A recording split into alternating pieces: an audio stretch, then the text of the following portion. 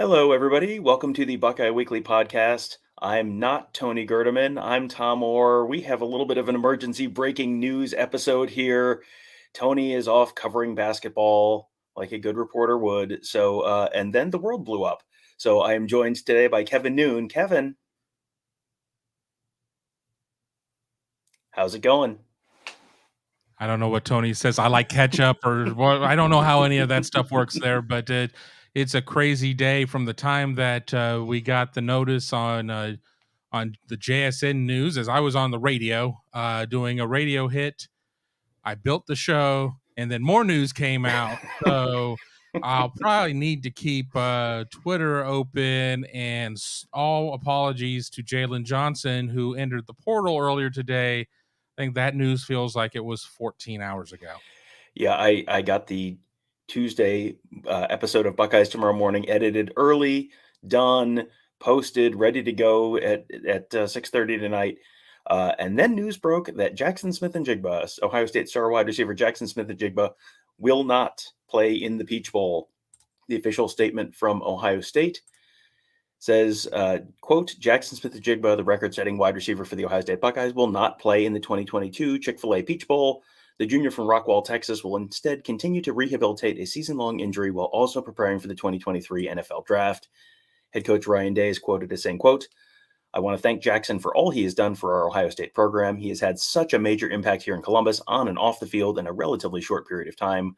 We all know he has a bright future ahead of him, and we all support him as he moves forward with his career.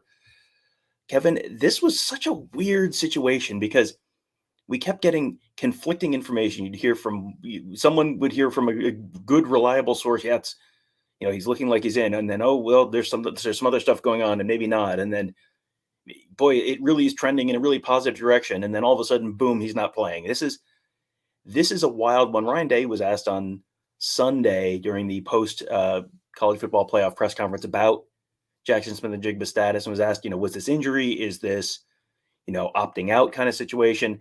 And it was kind of like, well, it seemed like a little of both. But man, this feels like this is a fairly significant blow to Ohio State that he's not going to be available. Yeah, absolutely. I mean, the hope of getting him back, the hope of being able to free up that Georgia defense a little bit on Marvin Harrison Jr., having the two options out there, and that's not taking anything from Emeka or Julian or anybody else, but being able to free things up would have been huge for Ohio State. Now, there's a lot that we don't know here. What, really where he is in his health, et cetera, et cetera, et cetera. Would it have benefited Ohio State to trot JSN out there, not really sure of his hamstring, and run him out there as a decoy, or worse yet, try and force it and get him hurt and waste a lot of first team practice reps on something that wasn't going to work out? I think that Ohio State finally did something right in terms of its injury policy, and that's getting out ahead of something. Now we know, and people will be like, well, Georgia should have had to prepare for him.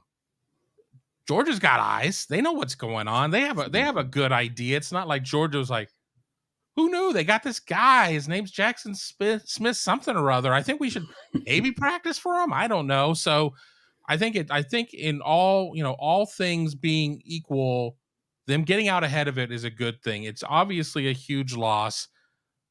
I still don't think that it's been talked about enough that Brandon Joseph hit on him was dirty. It was a dirty hit that knocked him out and cost him his season.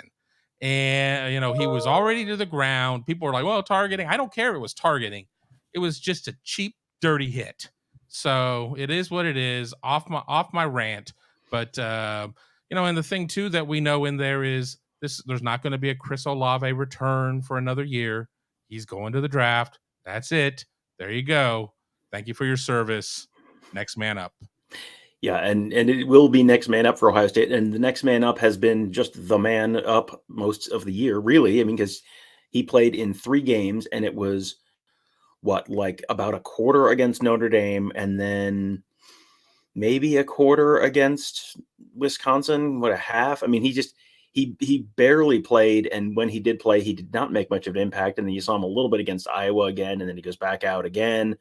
It just they functionally did not have him this year. And, you go back to our preseason shows as we're talking about, what this season could be for Ohio State. And this is a guy who's coming off of rewriting the Ohio State record book. And now Chris Olave and Garrett Wilson aren't there. And then, so there aren't other guys who are necessarily at that level to take the catches away from him. And it was like, what could this year be for him? And then you'll never know. And that has to be a little bit maddening for Ryan Day and the rest of the Buckeyes. But it seems like it should just be okay. Marvin Harrison Jr., Emeka Egbuka, and Julian Fleming, and you're kind of riding with the three guys who have gotten them to the college football playoff, I guess. Well, and let's not forget that late in the season is the time for somebody to step up, and nobody really kind of had that role in the Michigan game. But that's where Chris Olave stepped up in terms of his career. Could we see the insertion of somebody like Jaden Ballard? Could that be the next guy up? Could one of the true freshmen through 15 bowl practices do something there? We saw at the end of the Michigan game, Xavier Johnson having to get out there and do some things. And okay, Xavier's on scholarship, but he came in as a walk-on. He had scholarship offers elsewhere, but when you have a team that was touted as having maybe the best and deepest wide receiver room in all of college football, and at the end of at the end of the most important game of the season, they didn't necessarily. They were playing somebody who was a walk-on 2 years ago. It's got to be a little bit troubling at that point. And now, yeah, if you're Ryan Day, you're having to take those Jackson plays and kind of see if you can turn those into Emeka plays and Marvin plays and Julian plays, etc. Because we know who's going to play. Yeah, you do know who's going to play, and that certainly would help Georgia. You would think prepare for you definitely know he's not going to be there, but also it does mean a lot more reps for Ohio State and getting those guys ready and not having to spend a month trying to go through the song and dance and subterfuge that that we have seen them try and do in the past with other injuries. I always think back to the 2020 season and the COVID drama before the the bowl games that season, and they would release these videos, these highlight videos of practice, and it would just be like walk-ons and guys who there was no question about whether these guys are playing, and there would be these crazy rumors that Chris Olave is not playing this week, and Garrett Wilson's not playing this week, and Justin Fields isn't playing this week, and they would release these videos and not show any of those guys, and then they'd all play on Saturday. But it was just this crazy subterfuge and psyops out of the Ohio State video department, and they don't have to do any of that nonsense now. Remember Chris Olave at the bowl game at the Rose Bowl. Mm-hmm. Chris Olave, he's there. He's got his number. We were there taking pictures, standing next to each other as he was walking up in his jersey. Well, what does this mean? What does this mean? Well, it meant he wanted to be around his guys, which is fine, and everything else. And he gave him, I guess, some good looks. But yeah, it's important. We know. Yeah, and that was the Chris Olave thing at the Rose Bowl was so weird because all the other opt-out guys weren't even there, and then Chris Olave is not only there, but he's actually out there playing and like taking reps in practice and fielding punts, and we're looking at each other like it doesn't make sense that he would play, but it also doesn't make sense that he would be out here practicing if he wasn't going to play, and you couldn't get a straight answer from anyone. It was we'll see, we'll find out. He's here, isn't he? Yeah, he's here, isn't he? Yeah, so. That was last year's bowl wide receiver drama. This year's bowl wide receiver drama, at least this edition of it, has been resolved already pretty early in the month of December. So no Jaxon Smith-Njigba for the Buckeyes. And I recorded this morning's the Tuesday morning show early, came downstairs to record an update on it, just an update that, hey, Jaxon Smith-Njigba was not playing, and then went back upstairs to edit that back together, and then got a text, Kevin Wilson. Might be some Kevin Wilson news from the Caden McFarland, who is the sports director at KJRH-TV in Tulsa. Report breaking: Ohio State offensive coordinator / tight ends coach Kevin Wilson has agreed to be the next head coach at Tulsa. Wilson had a great 9-season run at OU, Oklahoma, from 2002 to 2010 before becoming the head coach at Indiana and then OC at Ohio State. I expect him to be introduced tomorrow. Boy, Kevin, don't you love it when lots of stuff happens all at exactly the same time? But that's why some of us get into covering news, because I know that my heart's pumping right now. I know I got a little bit of adrenaline. I'm trying to get out there and get the story. unfortunately, on the Ohio State beat, everything is out there kind of at the at the same moment. B&B Graphics, Brian Hartline, new OC. Well, I think we have to kind of first wait and see.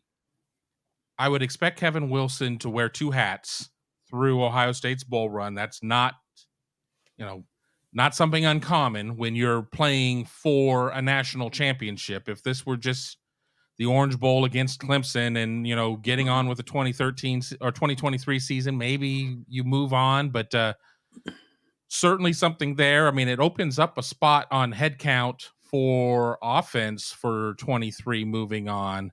But we'll see on there. But yeah, Kevin Wilson, somebody, his departure from Indiana was not necessarily the greatest as he left that program, really found himself a role, really enjoyed being an OC. I mean, I don't have to talk to the media every week. That's not in my contract. I can sit there and, when they decide I got to talk to him, I'll talk to him, but I don't have to deal with you guys on the regular. His son, Toby, is a backup walk-on offensive lineman, a center for Ohio State. Maybe we see him enter the portal to follow dad. Well, I don't know. But, it's certainly interesting news, especially as people talk about the state of Ohio State's offense. Has it gotten a little predictable? Has it gotten a little stale? Well, now one of your guys that's involved in the play calling chain of command appears to be on his way out. So that adds a lot of intrigue, a lot of drama.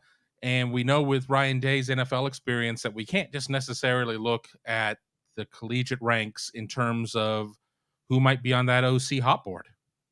Yeah, and I mean, people are sort of doing the math. I can see them already in the comments where, you slide Brian Hartline up to offensive coordinator and you move Keenan Bailey up to wide receivers coach. And that is certainly a possibility. Keenan Bailey is one of those assistants who is not one of the 10 countable assistants right now, but who still is a major, major factor, extremely well regarded within the program, and someone who, you hear recruits talking to Keenan Bailey, and he's sort of limited in what he can do right now as a non-countable coach. He can't go visit people off campus, that kind of stuff, but someone who definitely has a very good relationship and is a big part of that wide receiver room and both the recruiting and on-field success they've had there. So that is certainly one way they could move with things. It is. Yeah, I remember talking to Tony immediately after the Michigan game, and the fact that the offensive stuff has kind of it does feel like they just need to shake things up a little bit in that room. I saw someone asking, has he been pushed out? Has Kevin Wilson been pushed out? I don't really buy that. I mean, Kevin Wilson has been he's been interested in another head coaching job for a while. I think he was in on the Akron job at one point last year, I believe. And, now he has it. And this is a very logical fit. He has a background. He has ties to the state of Oklahoma. He was the offensive coordinator for Bob Stoops in the early 2000s, was there for 2002 to 2010, I think. And, this is a very, very logical landing spot for him. This is not, I'm going to go coach a high school somewhere. Like this is a power, not a Power Five, but it is a major Group of Five conference job, head coaching job in an area where he has ties. I don't really, if he was pushed out, boy, did he find it very convenient and we should all be so lucky to fall up like that. Yeah, exactly. Yeah. He found exactly the kind of job he would certainly have been looking for, right on time. Boy, didn't that timing work out great. So yeah, I don't think this was purely this was not Ed Warner taking a quote unquote lateral move from Ohio State offensive coordinator to Minnesota offensive line coach. Like that is not how this reads to me at all. No. And JJ asking if he'll still be focused on the playoffs. Let's remember Tom Herman had accepted the University of Houston head coaching job, and Ohio State went on to win the national championship. Kevin Wilson will have to work some pretty late nights assembling a staff. You wonder who from the Ohio State staff in terms of support roles he may be able to get to go with him to Tulsa. He's got to focus on recruiting with National Signing Day, the early signing period here in 2 weeks, something like that. It's pretty close. I think that it's going to be a situation of where they're going to have to focus a little bit more on the traditional February. He's going to have to get a director of player personnel going on to work on the portal, as today is the beginning of Portal Palooza with all of that. But we've seen it done. Obviously, Alabama is getting its coaches poached on the regular, and they seem to win quite a few national championships. So I'm not saying that's necessarily the secret to getting it done. You would prefer not to have your guys having that distraction, but it's not any sort of harbinger of doom and gloom. Yeah, this is far from an unprecedented situation, and you've seen Alabama deal with it in a couple different ways. They have had the guys who stay on staff and then will leave after the meaningful football is done. And then there was the year where Lane Kiffin was taking the FAU job, and Nick Saban felt he was not significantly, he was not appropriately focused on the Alabama thing, and had, too many feet out the door, 1 foot out the door, or 1.5 feet out the door, or whatever it was at that point. And he just told Lane Kiffin essentially, "Thank you for your service. All the best. Enjoy Boca." And Have a red summer. Yeah, exactly. And had Steve Sarkisian take over and call plays in the national championship game that year. So that is not unprecedented. I would certainly expect Kevin Wilson to stay on staff. This is all not official yet. This is all based on a report out of Tulsa, but that would be a pretty random thing for a Tulsa sports director at a TV station in Tulsa to have just pulled out of nowhere. So, that would be a pretty random thing for a Tulsa sports director at a. I'm getting an echo. I got an echo. I was going through pages because somebody was saying it was official, so I was trying to get to my tweet deck. That was me. B&B Graphics says, will they give up control and make a splashy hire? I mean, I don't know where. I don't even know where to begin with thinking how Ryan Day is going to approach this. And frankly, I don't know that Ryan Day necessarily knows how Ryan Day is going to approach this. He may have had an idea, but you could go any number of directions. It would not shock me if the 10 countable coaching thing that has not officially passed. If you bring in someone else, if that does pass and you can hire more than 10 countable assistant coaches, it wouldn't shock me if they brought in someone from outside and gave Brian Hartline the co-OC title. I think Tom froze there a little bit. So while we see, all right, there you go. You had frozen for a second. Yeah, so I think I'll be interested to see how that plays out. I'm not sure Ryan Day knows for sure what he's going to do there yet. No, you don't know at this point. And the thing too is that you have to bring in you can't bring in somebody that wants to run the wing T and Ryan Day wants an offense that does not run the wing T. You have to bring in something that is congruent to a certain extent. So you need to kind of, you got to try and figure out what's happening with there. We got to see what kind of shakeup happens at various schools, who's left standing, everything else there. So it's a lot to kind of put in.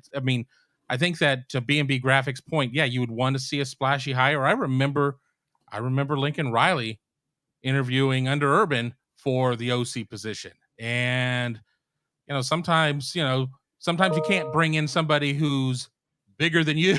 And that could have been a little bit of a situation there. So we'll just kind of have to wait and see. But I'm not expecting them to go out and get Lane Kiffin Jr. or something like that in terms of that. I think you got to find somebody that fits the pieces. Yeah, and David Brown says every coach has a short list of replacements for each coaching position. Yeah, that's probably true, but also I don't know that for sure who you are and aren't going to be able to get. That's if you're hiring externally, that's kind of always a question. If you promote Brian Hartline as a first-time offensive coordinator, that sure seems to me like Ryan Day is going to continue calling plays. There are pros and cons to keeping everything internal. You have seen, the keeping things internal thing work out great for a while for Clemson, and then you get to a point where then it doesn't work out great, and then you look like Clemson did for the majority of this season. So sometimes that works and sometimes that doesn't. It feels to me, and we'll see how the Georgia game goes, but if this is another game where the Ohio State offense puts up 21 points against a top-level opponent, I think you got to look outside in some form or fashion, and maybe you shuffle this coaching staff.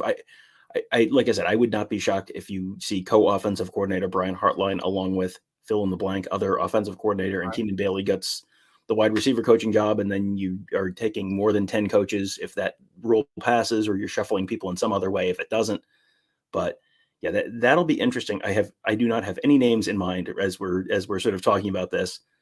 Do, I've do had you? I mean, 0 time to prepare for it because we were yeah, getting ready yeah, just to do a JSN show, yeah. and then all of this happened, so, I mean, I haven't even really had a chance to think about it. I mean, so and to kind of echo what Tom was saying there, remember that a couple years ago, Ryan Day really didn't like going against single high defenses. So I think that that probably would be the direction we want to go. Oops, that didn't work. Mm. I'm going to yield control of the defense to a defensive coordinator. So he learned there. Now, it might be a little bit more of a difficult journey for the side of the ball that all of his knowledge and all of his expertise and his pretty much his entire adult life has been around, to be able to say, maybe I need to not be the guy who is the primary play caller. I don't know on that point, but he has shown a willingness, or right, he's shown that he's willing to accept when the situation demands him giving up some of that control. And that's always a concern about younger coaches, that that they view giving up certain aspects of it as a diminishment of who they are, what they're able to do. But I think as you see coaches get older and older, I'm not saying everybody moves into like that CEO role of where, like Bobby Bowden toward the end of his career. But there's certainly something to that. Yeah, and I think it's somewhat unusual to have a head coach who also calls plays on one side of the ball. That is, the sport seems like it's sort of trending towards the CEO role, where Dabo was kind of more of the CEO, and you have, I think Kirby Smart's certainly involved in the defense to everyone's involved in their side of the ball if you're the head coach, but it does feel like the sport is maybe trending a little bit more towards that CEO type of coach. So yeah, it'll be very interesting to see. Ryan Day last year was very willing when he took over in 2018 to look at the defense and say, this isn't working. We need to make substantial changes. It'll be interesting to see if there's another 17-21 type point up game against Georgia and they lose. Does he take that kind of a look at the offensive side of the ball? Buckeye Mike says, I love JSN. He's still an amazing player. You're really going to boo him because he was thinking about his future. This is one of these things where I think in general, and I'm not saying this is the situation with him, but in general, this is a situation where families and or advisors and or agents and or whoever are the ones saying don't risk it, and the player is generally the one who is saying, who is more in favor of, if there is drama, if there is uncertainty about a decision, it's because the player wants to play and the outside forces generally don't want them to play and want them to sort of protect themselves for the draft. We don't know. We have not gotten a real definitive. No one has gotten a look at the medicals yet. No one has seen an MRI recently of Jaxon Smith-Njigba's hamstring or whatever else is going on. So I don't think it's fair to necessarily assume this is a pure opt out. It may be, still injury related. It's all a little vague, and there's a lot of conflicting information out there right now. Even if you're talking to people close to the situation, you're sort of getting conflicting information on stuff. So, yes, I would not boo Jaxon Smith-Njigba. I'm sure Jaxon Smith-Njigba would have preferred to play more than he did this year. Absolutely. AW says, where's our freshman receivers? I mean, Kevin, I know you got Marvin Harrison, you got Emeka Ibuka, you got Julian Fleming. I keep waiting for Jaden Ballard to get more time. You've got Xavier Johnson, but we really just haven't seen those freshman receivers come on in the way you typically do. You don't have the Chris Olave coming on at the end of 2018, Garrett Wilson coming on at the end of 2019. You haven't really seen that from any of the four freshmen this year. Yeah. Is it a case of you get so focused on the guys that you have that you forget what you have? Or, just for everybody who's watching here, just to know day in the life of the Ohio State media beat, something that's not on it is watch practice. We don't watch practice during the season. None of the beat gets to do that. I mean, in some smaller programs, maybe that's the case, but we haven't been able to see what a Kojo Antwee's been able to do during practice. So we're still, we go off of people that we talk to and, some of those types of things. I think that there's probably something to it of, well, we're still going to get JSN back. We think we're going to get JSN back. Let's not get too far down the road. Let's not burn a red shirt. F the red shirt. at this Mhm. point. Now Mhm. you're playing for a national championship. Nobody's sticking around for 4 or 5 years anymore. I mean, there's no reason whatsoever to protect the red shirts anymore, because you're either going to be developing somebody who's going to be gone in 3 years and go into the league, or you're going to be developing somebody for their next stop when they enter the portal. So if that's a concern, that needs not to be a concern at this point. You need to get out there and start playing these dudes if they're capable of playing. And the stakes are a lot higher at this point. I mean, obviously every game, every win matters. All of that is true, but you are trying to sit there and long range plan. Well, none of that matters now. And now that we know that JSN is gone, if somebody is capable of contributing, it's go time. Yeah, I have been waiting. JJ asked how we feel about Ballard taking snaps in this game being a burner. I have been waiting for Jaden Ballard to take snaps all season long. It feels like that just the field stretcher opposite Marvin Harrison is a spot where Julian Fleming has been okay, and you've seen him have some success, but it hasn't been consistent there. I've been very surprised that you haven't seen more of Jaden Ballard, which then you wonder, what does it look like in practice? Is he having issues catching the ball? Is he having issues with ball security? Is he having issues with blocking? We don't know. We haven't seen practice, and we haven't seen him on the field very much this year. So you get the sense there's probably one of those things going on, but you don't know quite what to chalk it up to. Yeah, Being I can't imagine that he's as physical as Julian Fleming. I mean, he's still very slight, and that's always my first answer when somebody's like, "Why isn't wide receiver blank playing?" I'm like, "Well, he probably can't block." Is generally my first answer, because that's just so much of what the scheme is. But at some point you can block well and not move the damn ball, or you can have somebody out there that can maybe be dynamic and maybe miss a block or two. I know which route I would rather see. Yeah, and this is the interesting thing to this. Well, and we are going to get to B&B Graphics super chat here in a second, but the interesting thing here is Ryan Day talking about having to be more aggressive and playing as the underdog, and how they need to be able to score 40 points to win this game. 40, 50 points is what it takes to win in the college football playoff.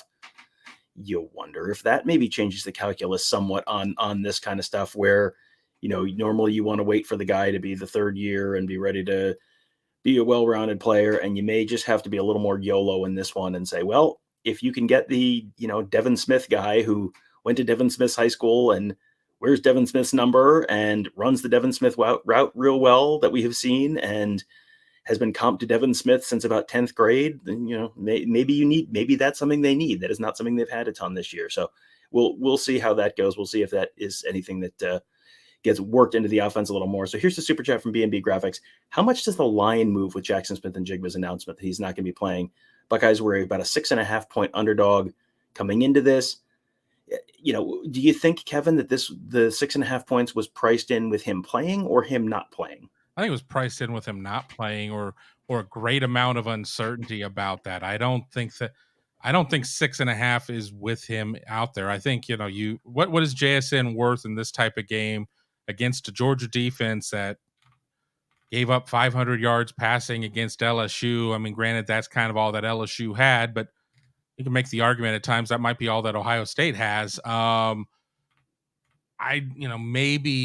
Maybe some people get really reactionary and it moves the line a point, but I don't. I think it's immediately corrected. We're so far out right now. We're not going to see a lot of sharp money unless somebody really sees a line that is completely out of whack. And I don't think this line is completely out of whack. I know that we've talked with Tyler Shoemaker before, who does a lot of things in terms of what line should be and everything else. And, he thinks that, just based on some of his, modeling and such on, that maybe this line is a little high for what it is, but I don't see a huge swing because of this. Yeah, and David Brown wants to know, has Ballard already burned his red shirt? He took a red shirt year last year. So this year, this is his second year on campus. So he's already used his red shirt year last year. So this year, I don't know if he's played more than 4 games or not, but it doesn't matter because he was not there for the COVID year, so he's not going to get the extra year there, and he's already used his red shirt season. And people get too caught up in red shirts as well, because not to hijack the show or whatever. Why? I mean, somebody who maybe is not producing why do you want them there a fifth year? And I'm not talking about Jaden in particular. I'm just talking about redshirting in general. Why do you want to? I mean, there are not a lot of Nader Abdallahs that did nothing for their entire career until their final season. There are not a lot of Curtis Grants who did nothing for their entire season until their final year. A lot of times, guys who don't do anything year 3 don't do anything year 5. So you need there's a reason why there's a natural churn and burn of how scholarships work, and you're constantly bringing in new players. And now with the portal too, I mean, the caponomics are even more complicated to keep track of. So I really am anti redshirt. I really am. Now by measure of how the season works out and somebody plays 4 fewer games and gets a red shirt, fine. But I don't think that there is any reason whatsoever to get all caught up about somebody getting a 5th year, because generally the odds go in the opposite direction of what that means. Yeah, and just so we're just kind of ping-ponging back and forth between the 2 breaking news stories right now. We've just talked about Jaxon Smith-Njigba. David Grinshield has a super chat. Chances TreVeyon Henderson doesn't play. I mean, Ryan Day certainly seemed like he expected TreVeyon Henderson to be full go against Georgia. So any reason to think that TreVeyon Henderson won't be full go against Georgia? I mean, not a doctor. I know I said that on the show yesterday. Not a doctor. But I mean, the expectations are that he'll be able to go. The expectations are that Ohio State should be pretty healthy, for all things considered. I mean, now that you sit there and you can take JSN off the table, I mean, you're still going to have guys like Evan Pryor that aren't going to be able to go or whatever. But, I think a lot of the guys with these nagging injuries, I mean, let's not forget TreVeyon went to social to talk about a broken bone in his foot and what was it, ligaments or tendons or something else. I mean, whatever your feelings are about, what he's doing in terms of jumping around too much or not being a decisive enough runner, you've got to give him credit for getting out there and playing in the condition, that his foot was in. That takes a lot. So, I certainly am hopeful for Henderson's sake that he's able to play. I'm hopeful for Ohio State's sake that he's able to play, but it's December 5th at 3:20 Eastern right now. A lot could happen. I mean, I don't speak stuff into existence, but they got a lot of practices between now and then. And going against an uber physical team like Georgia, you might have to have a little bit of physicality in your practice as much as you may not want to. Yeah, and Ryan Day has talked about trying to balance that with, trying to keep guys healthy and minimize what they call exposures, which is the number of hits guys are taking in practice, but also balance that with needing to be physical enough in practice that you're ready for the physicality of a game. So that will be something that we'll have to keep an eye on. Here is Jaxon Smith-Njigba tweeted out a statement. It is a little nicer than a notes app, but a graphical look. It's part of it says, quote, "I did everything possible to put myself in a position to get back on the field multiple times this year. I wanted it as much, if not more, than anyone else. After consulting with my doctors, it has been determined that I will not be able to participate in the playoffs. Having prayed on it with my family, I've decided to focus on getting 100% healthy and commit to my training for the next chapter of my football journey. I am officially declaring for the 2023 NFL Draft." So that's part of a much longer statement, but that is, Jaxon Smith-Njigba saying it is a decision, in consultation with his doctors. So that is the deal. And, Ohio State statement said wouldn't play in the Peach Bowl. He said won't play in the playoff. So that, that will eliminate what I think might be people going, well, what about no? Sounds like no. B&B Graphics, which of the freshmen can make an impact in the slot? I mean, the name that I keep hearing, and I don't know if you're hearing the same name, but of the 4 freshmen, I keep hearing Caleb Brown. Is that what you're hearing? That kind of matches up with what I've heard too.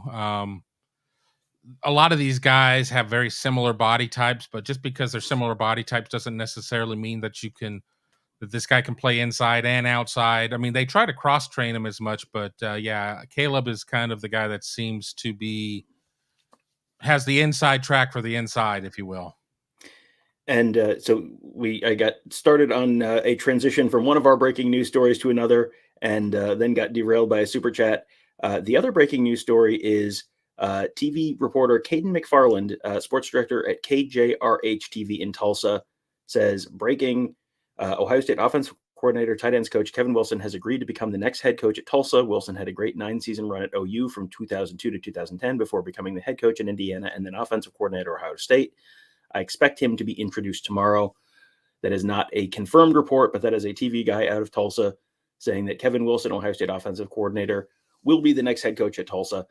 It would make sense if that was what happened. Kevin Wilson has, obviously, he mentioned their ties, 2002 to 2010, offensive coordinator at Oklahoma under Bob Stoops. So ties to the state, is, someone who is still, I think, very, very well thought of in the coaching community, was interested in pursuing a head coaching opportunity. So when that one broke today, it was kind of like, yeah, that makes sense. And Kevin, I'm sure everyone's question for those people who are just joining us is, so is he going to leave immediately? And, this is all, again, not confirmed. This is a TV guy in Tulsa saying this, but let's just walk this out. Assuming Kevin Wilson is going to be the new head coach at Tulsa, would you expect him to stick around for the playoff, or would you expect him to hit the bricks tomorrow? No, I absolutely would expect him to stick around, wear two hats, finish out his run at Ohio State.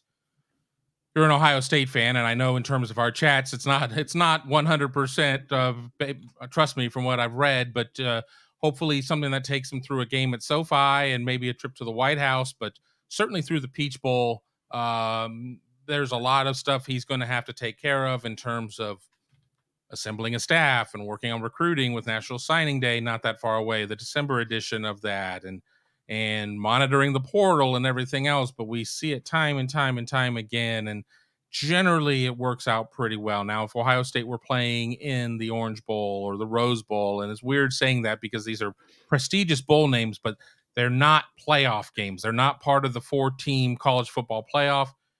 Maybe he begs out and gets out early and is able to focus on his new job. But how many bites of the apple do you really get at going for a national championship?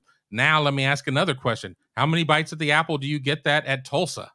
So you don't know if your next step is going to be your last step.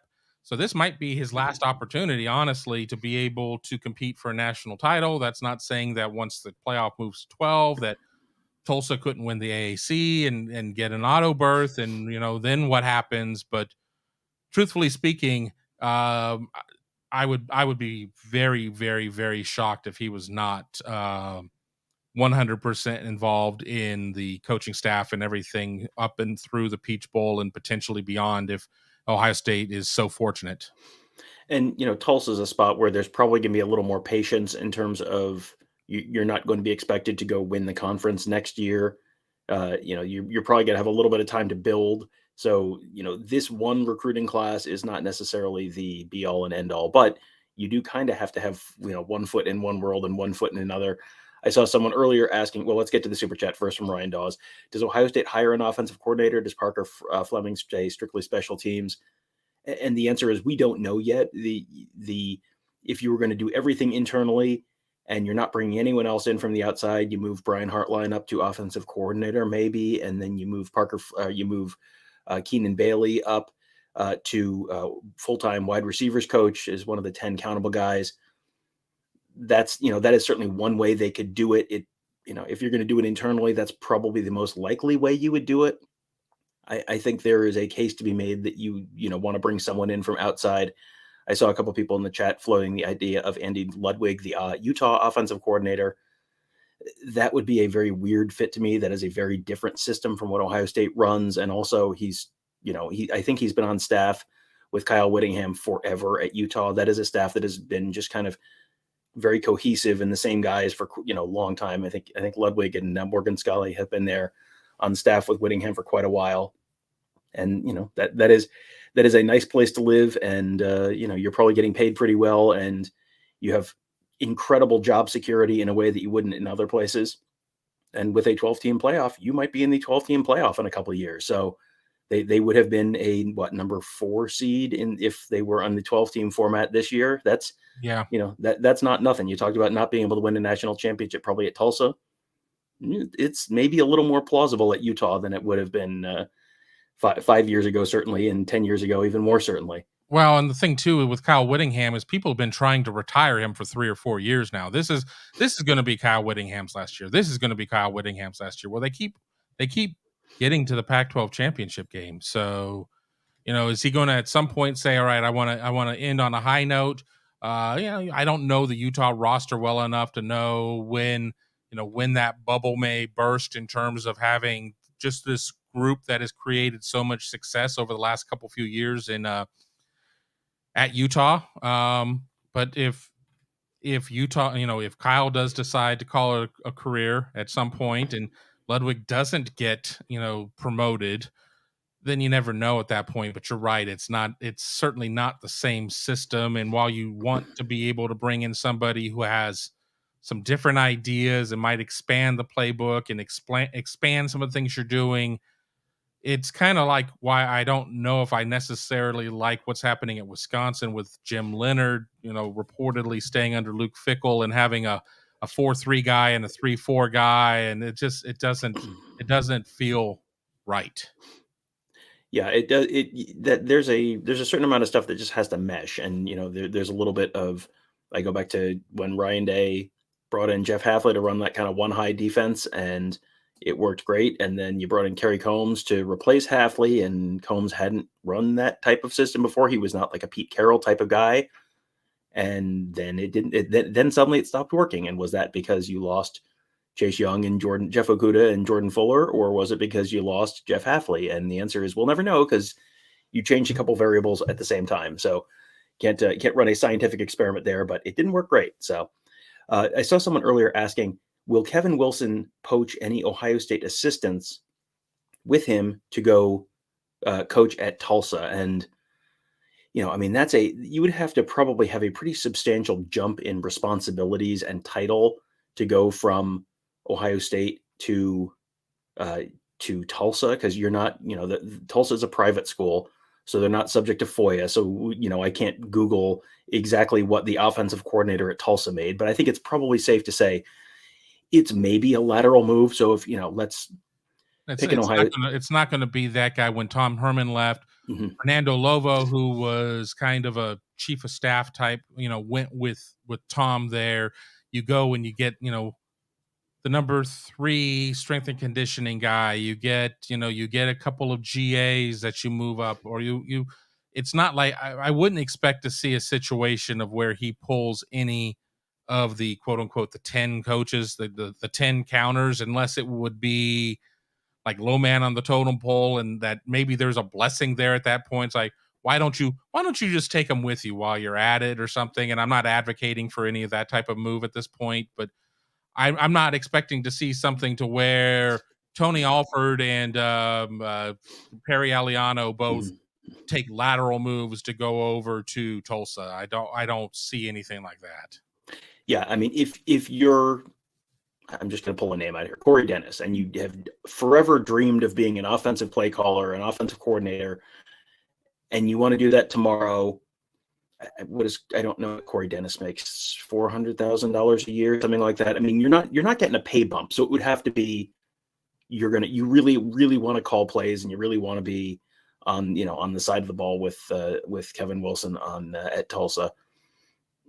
I think he's probably right. And, people who, if you follow the program very, very closely and know, the assistant strength coach at Ohio State, or, some of the QC guys or something like that, or grad assistants, those are the type of guys you're more likely to have. Like again, I'm just going to pull a name out here, Coy McFarland, who's like an assistant linebackers coach who came over with Jim Knowles from Oklahoma State. Maybe he becomes the linebackers coach at Tulsa, more so than like, hey, you're going to take a Perry Aliano or a Larry Johnson or someone like that. So again, I'm throwing out names. I'm not reporting any of that. I'm just sort of, picking someone as an example there, but just to, again, we keep picking up people. So we're just going to hit the two headlines of the day. One story confirmed, one story just reported right now. The confirmed one is Jaxon Smith-Njigba is out for the college football playoff. He is done.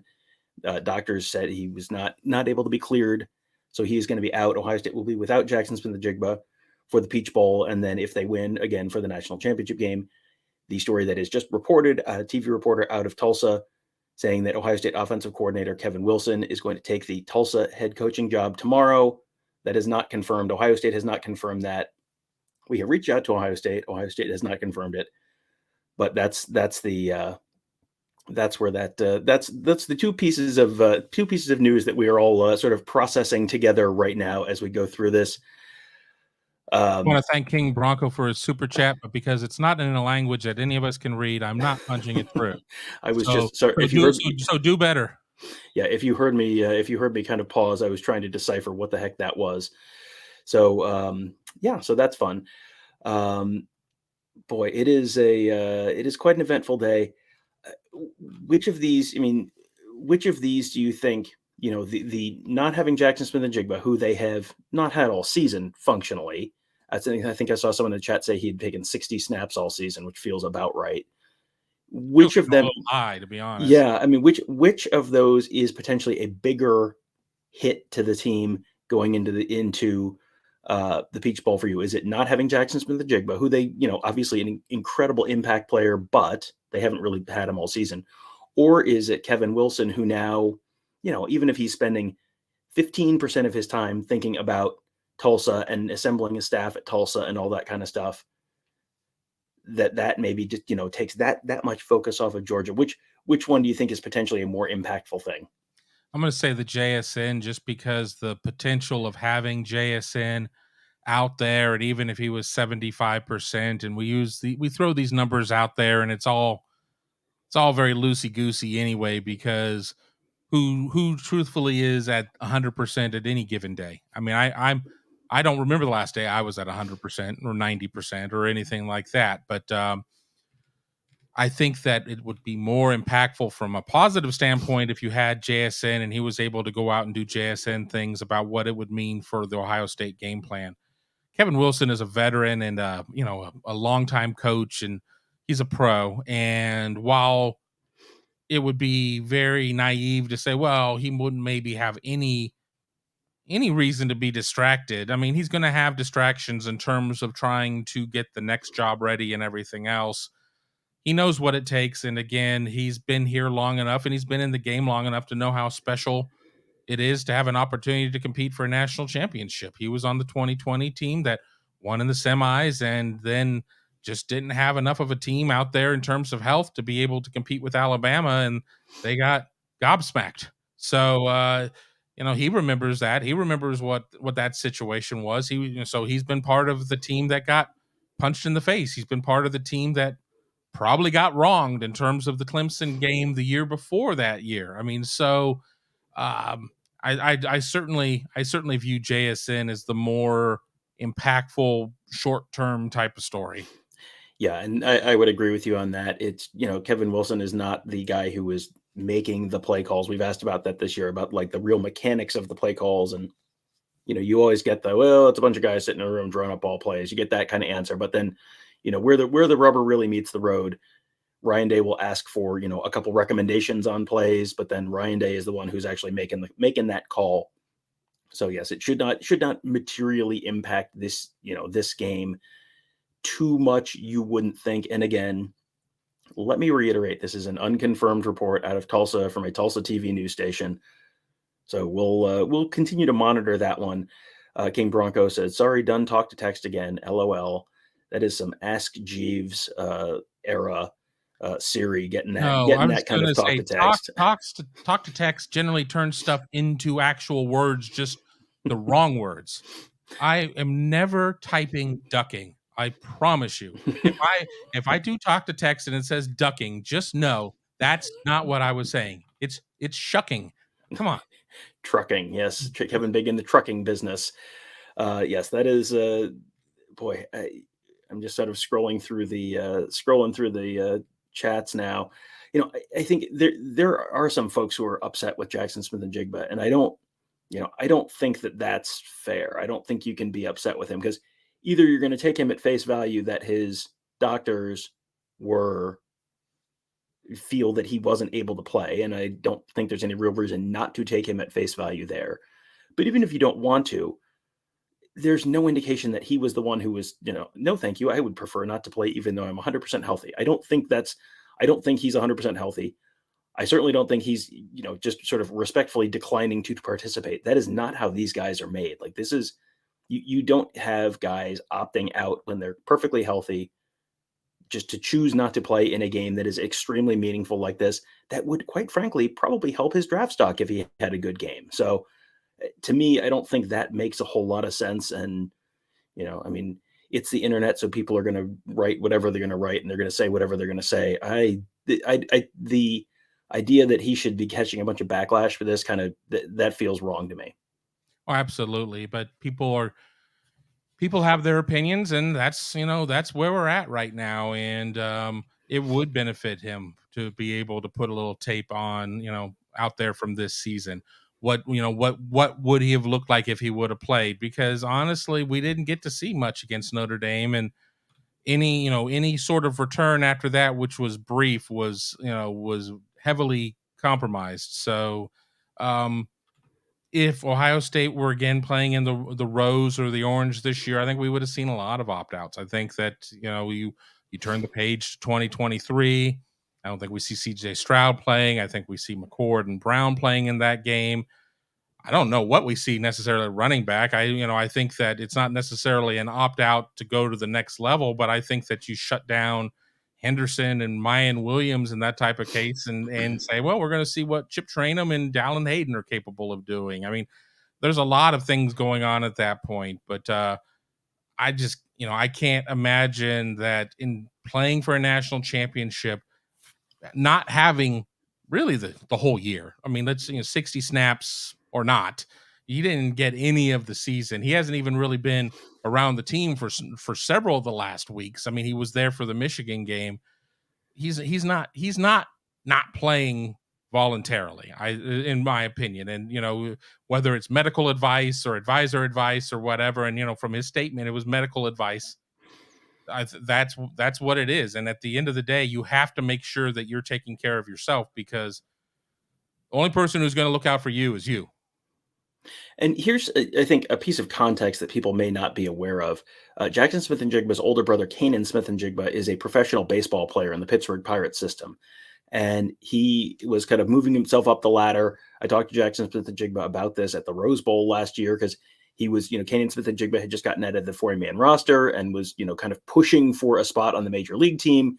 He went back to the minors, I believe, out of spring training, and then got called up sometime late April, early May, maybe, and played, I think, 3 games, and then broke a bone in his hand or a bone in his wrist and missed, I think it was the rest of the regular season. Like he got to fulfill his major league dream. He got up to the majors and then immediately got hurt and had a long-term injury. And, this is someone who, if you're his parents, you've just seen one of your kids who is a high level pro athlete suffer that kind of an injury. You're maybe going to be a little bit more risk averse when it comes to, hey, this guy, your other son is not 100%. Is he at risk of hurting himself again? Yeah, of course he is, because we've seen it happen a couple times already. That has to factor into that decision a little bit as well.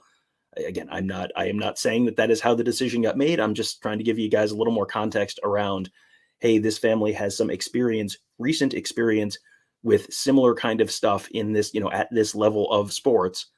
That I think it would not surprise me if that factored into at some level into this decision. But again, Jaxon Smith-Njigba saying his doctors said he was not cleared, so you're going to trust your doctors. Super chat from Jordan Kapler. Breaking: Tom Orr selected to be Ohio State's next offensive coordinator. Reports indicate he will do it for 3 nickels and a Taylor ham pork roll.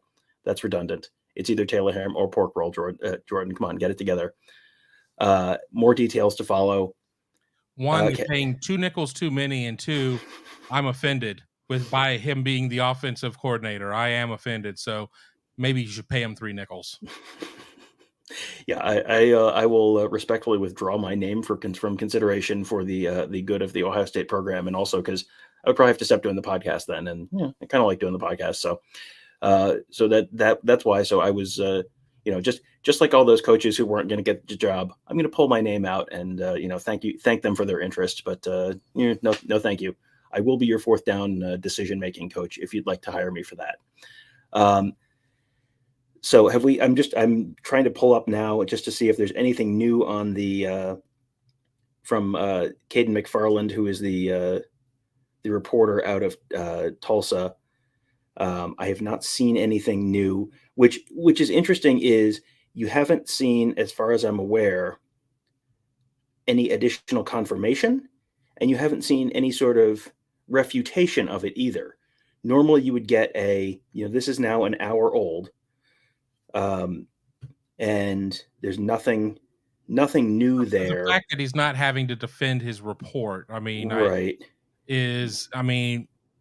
we certainly have seen some wild things come from TV guys, and both of us have worked in TV, so we have our histories and our memories, but I'm probably not as critical of TV guys as the next guy is, but you always have to take it with a little bit of a cautionary grain of salt.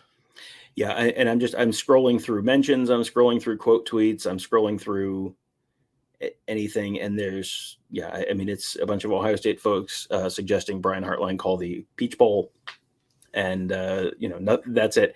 You have not had the Kevin Wilson comes out and says this report is not true, which if the report wasn't true, you would typically have that. I mean, you saw Brian Hartline come out and say, no, I'm not going to be getting the Cincinnati job. You haven't seen that out of Kevin Wilson yet. So, again, this is not confirmed. We are not reporting this. We are just telling you that a Tulsa TV station is reporting this. So, yeah, if that happens, yeah, it will be interesting to see. It's interesting to me, Kevin, that everyone jumps to Brian Hartline as offensive coordinator, which I know everyone wants to keep Brian Hartline on staff. Brian Hartline in the past has talked about the fact that he's happy with his position as the wide receivers coach, and he's not necessarily looking to climb the ladder in that way. So you have that on one hand, and then you have him applying for the Cincinnati head coaching job on the other hand, which would sort of refute the, not looking to climb the ladder. Really applying? Are you really filling out an application? Do you have to put your social down, your last 3 jobs and everything else, all the way back to maybe being a paper boy? Or, I think that's the reason why they have agents. TV guys have agents and everything else. But no, I agree. I mean, it's 1000%.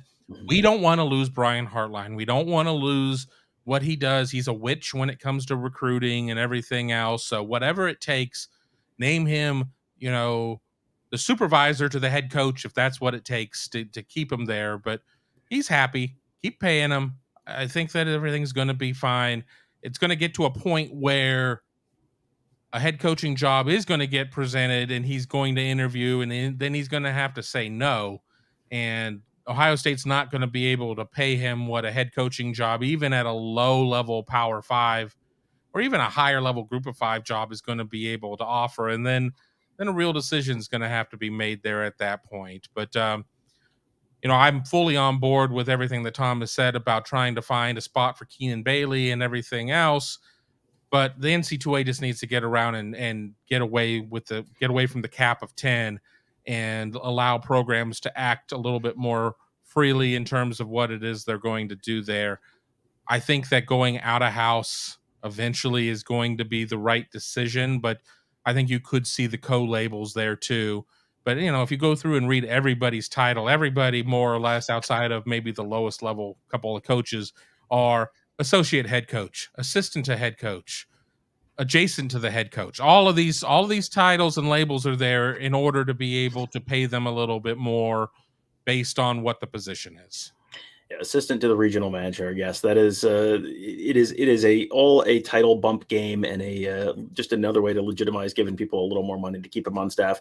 As Fort Wayne Buckeye pointed out in the chat, Pete Thamel now says, source, Kevin Wilson and Tulsa are expected to finalize a deal to make him the next head coach at Tulsa. The deal has not been completed, but Wilson has been offered, and the sides are expected to work out an agreement later today, confirming the report out of Tulsa. So at that point, that tells me, that's if Pete Thamel is saying that, that is pretty much as good as gold. Thamel bomb. It's not a rose bomb. It's a Thamel bomb. Yeah, that is as good as gold to me. So yes, I would say now we can say yes. Multiple reports confirming Pete, including Pete Thamel, that Kevin Wilson is headed to Tulsa, very, very likely as soon as tomorrow. Again, just to reiterate what we said earlier, because we keep picking up folks on this stream, not likely to be pulling a bunch of Ohio State assistants with him, not the top 10 countable sort of assistants with him. More likely, if you're moving someone, you're pulling, the second or third guy from the strength staff, you're pulling the QC guy from the offense, offensive coordinator Todd Fitch, like that's a possibility, something like that, more so than, he's going to steal Brian Hartline away to be his offensive coordinator. That's probably not going to happen. One thing we've talked about, the 10 countable coaches thing, and just for people who don't know the rule, essentially every college coaching staff can have 10 guys who are assistant coaches who can do on the road recruiting, there's certain restrictions in terms of who can be on headsets and that kind of stuff during the games. But the 10 assistant coaches who most Ohio State fans could probably name 4 to 6 of them, depending on how individual units are, playing at a different time, every given time. But that's your coordinators. So Kevin Wilson, Jim Knowles, it's your position coaches like Larry Johnson and Tim Walton and Perry Eliano and Corey Dennis and Tony Alford and Brian Hartline and Justin Fry, and your special teams coordinator in Parker Fleming. Those are your 10 countable assistant coaches. The NCAA had put forth something over the summer. It was like June or July, and there's a bunch of reporting on it that, hey, they're thinking about doing this. They're thinking about doing this. Could be making a decision. Could be this ground-shaking decision. Everyone sort of ran with it as if like this is going to happen, and then here we are like 6 months later, and it hasn't officially been signed off yet. But if it is, then that probably changes how that staff is structured a little bit next year, because Ohio State is one of those schools that will not feel compelled to limit itself to 10 of those coaches if they can. You bring in more guys, and that turns a lot of those Alabama analyst roles into probably more official coaching roles. Yeah, I mean, honestly, people are like, well, that's going to screw all the small schools and everything else. But I mean, at some point, if you have to turn them into coaching positions, you're not going to be like, okay, you're an analyst. I mean, I don't think that there's necessarily a thing saying you can only pay an analyst X dollar figure. But if you got to make them real full-time employees and everything and give them, dental and vision and 401k, or in Ohio State's case, OPERS, which is a fantastic retirement program that I wish I were a part of. You do all of that stuff. I mean, at least you're going to price out the big schools at some point, as where Bama has its 20 analysts. And it's funny with Ohio State, we're not going to have analysts until they had analysts. We're not going to have $1 million coach until they had $1 million coach. Well, we're not going to have a $2 million coach. Well, Jim Knowles is about a $2 million coach at 1.9. So Ohio State will certainly take advantage of that once that comes in. It's been a long time coming. And honestly, the fact that guys like Keenan Bailey and some of these other guys have not necessarily jumped, I believe, is the belief that it's coming. And just hang on another year, and you're not going to have to get farmed out to, backwater state or whatever. You're going to be able to go and have a real deal coaching job at Ohio State. Coach, not, some workaround title to game the system. A quick shout out to our buddy Dominique Smith, who is watching along. Thank you. Good to see you in the chat, Dom. A lot of those Alabama assistant, and analyst kind of roles, those guys are working very, very cheap. And it's because that's, I always called it Nick Saban's school for wayward boys. And it was, the guys who had been fired for, from previous jobs. And then you go there and you go through Nick Saban's school for wayward boys for a couple of years. And then you come out the other end and ta-da, you're a whole new, look at you. You're a Milford man. Oh boy, how impressive. Well, if you are a fired coach, you generally have a buyout. You are living that buyout life, and most of those buyouts. So some school has paid you $3 million or $6 million to go away and never bother them again. Most of those contracts that have those buyouts have what's called offset language in them. And what offset language is okay, we are giving you $6 million to go away and never come back. But if you take a job for $2 million, well, then that's going to come off of that $6 million. So if it's a 5-year contract for, you have 5 years left in your deal at $1 million each year, and you get hired for a new job for $500,000 a year, your new place is hiring you for $500,000 a year, and your old place is only paying you $500,000 a year. So you're not functionally gaining anything.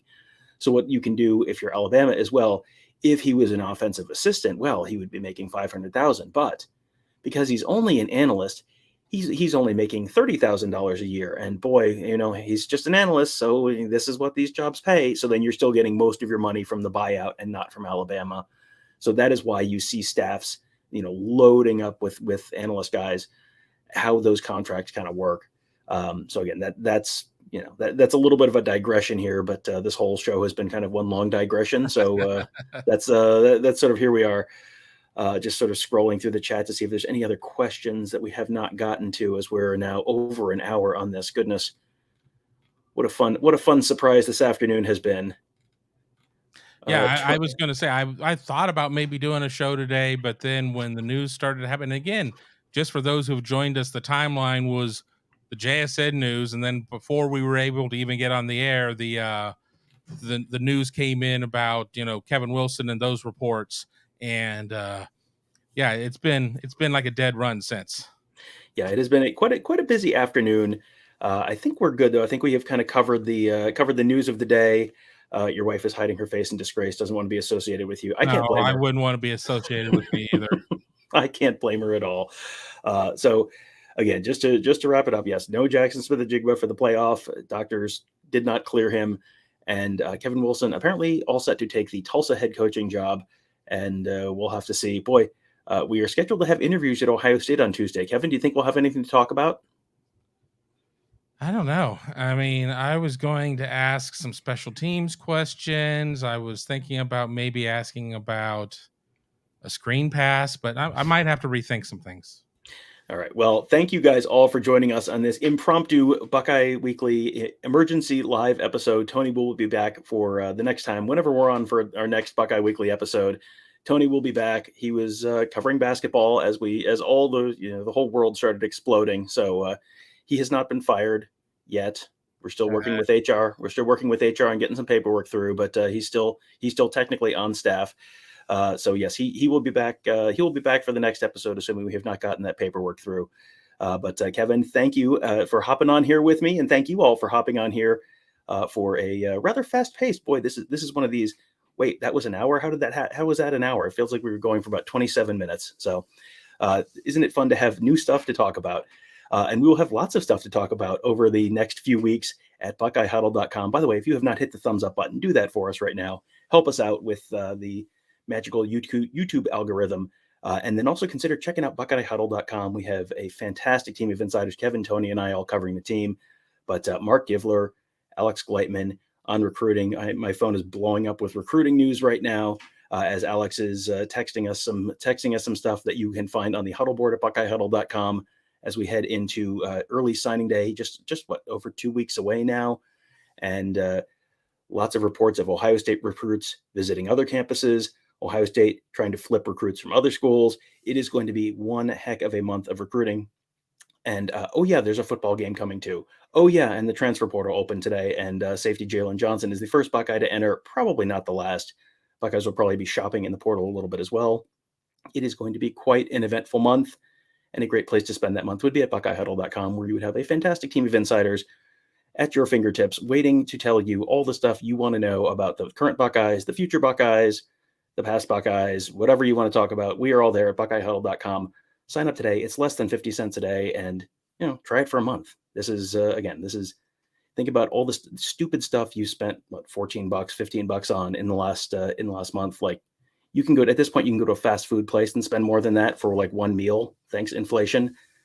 No inflation at BuckeyeHuddle.com. The prices remain the same, still less than 50 cents a day. It's half the $28 Taco Bell challenge. I mean, come on. So yes, think about how much you're going to save some money. You're going to save some calories. You save your life. Yeah, the $28 Buckeye Huddle challenge. Buy yourself a membership and buy your membership for someone you love. Treat them to a month at BuckeyeHuddle.com. We're pretty sure you're going to love it because we love it there too. So thank you guys all for joining us. Have a great day. We will talk to you, I don't know, whenever something else crazy happens.